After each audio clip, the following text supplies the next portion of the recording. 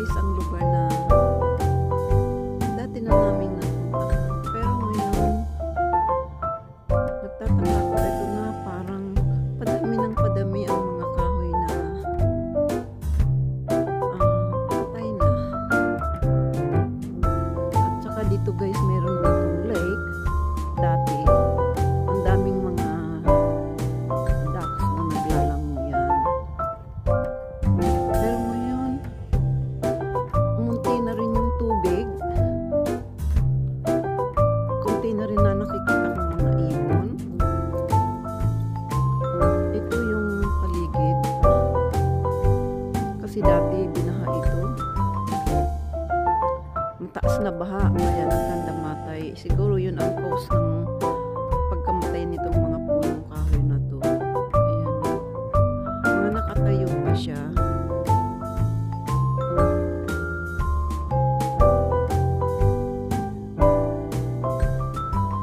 Tara guys, puntahan natin yung lake.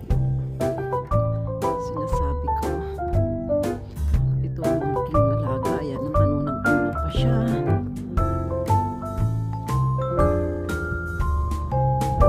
Ang tagal ko nang gusto pumunta dito. Yung mismo dyan sa may lake na yan. Kasi dati dinadaanan lang namin yan.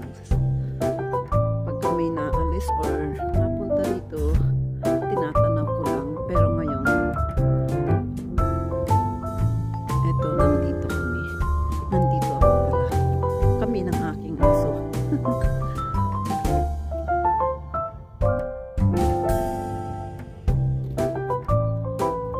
Ayan. Dati din daming naglalango yan ng mga wild ducks. Ay, parang patuyo na siya.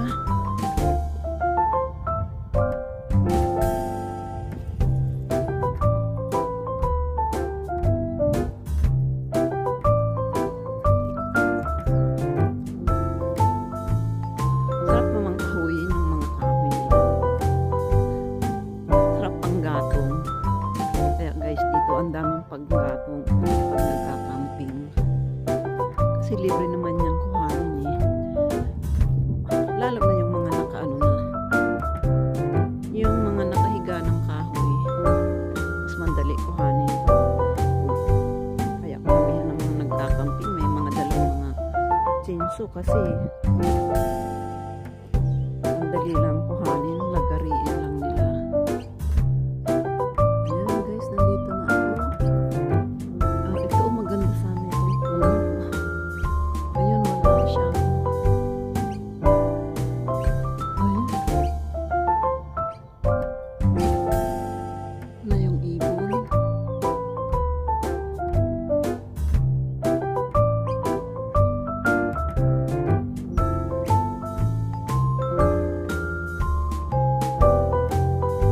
Ayun guys, yung ibon.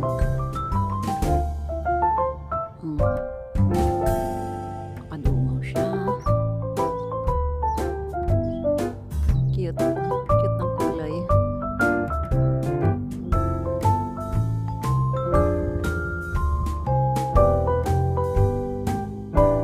Minsan mayroon pa nga akong dito nakita. May mga kangaroo dito guys. Kaya lang sa ngayon, malamig siguro. Maya pa, nakaano muna sila ngayon, nasa lungga, nakatago, natutulog. Kasi medyo tanghali na kaya, at saka malamig, kaya hindi mo sila makita dyan gumagala. Ayan guys, ito yan. Kung titingnan mo talaga lahat ng mga nakatayo na yan. Yung banda rito lang. Puro na siyang patag. Sa banda roon, ayan. Meron ding mga pigeons. Ayan.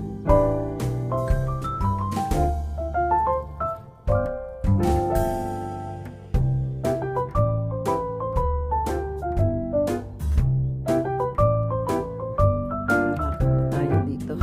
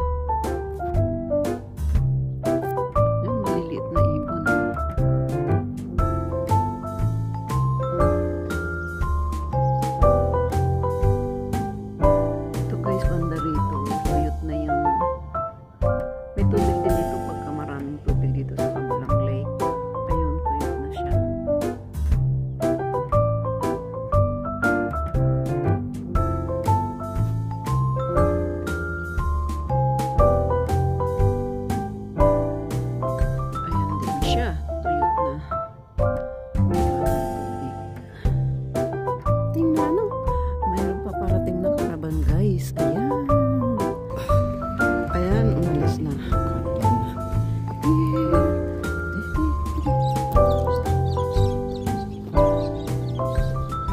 Yun na yun. Mag-uwi na kami, guys. Ayan, tuyo.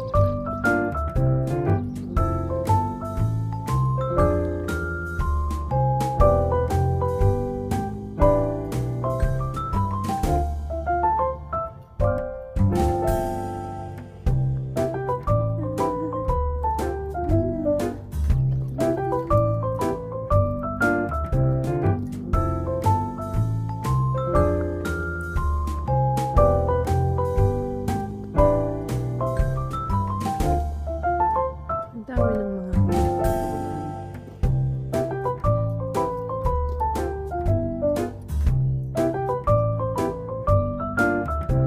Ayan ba, guys? Kami na.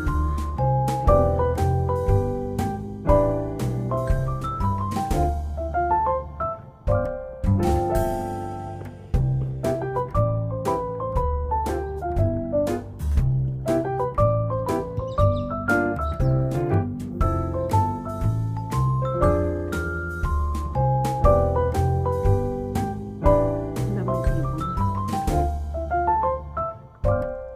Pag nakakita ng mga tao, minsan lumilipad.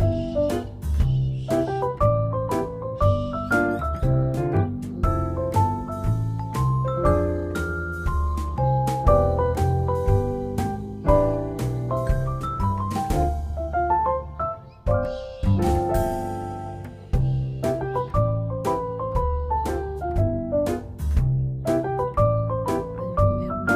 picture.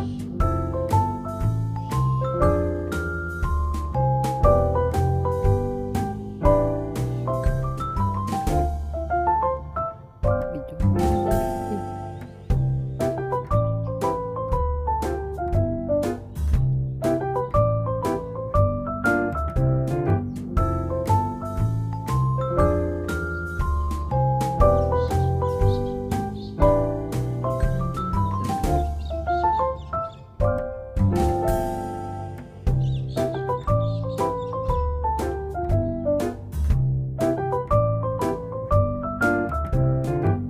Wait lang.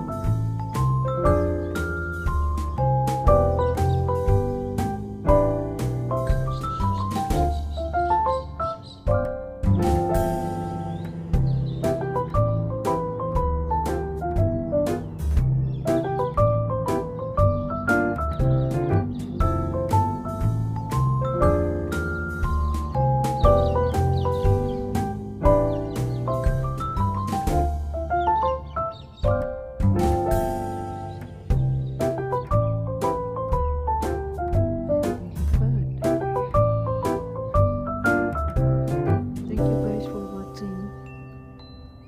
See you next time. Bye.